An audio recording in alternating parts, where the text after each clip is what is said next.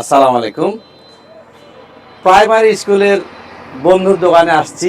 আমাদের চাঁপাইনবাবগঞ্জ শিবগঞ্জ থানার আব্বাস বাজার, একটা নাম করা বাজার আব্বাস বাজার। এই যে আমার ফ্রেন্ড, খুব ভালো মনের মানুষ। একটু কথা বলো। আসসালামু আলাইকুম।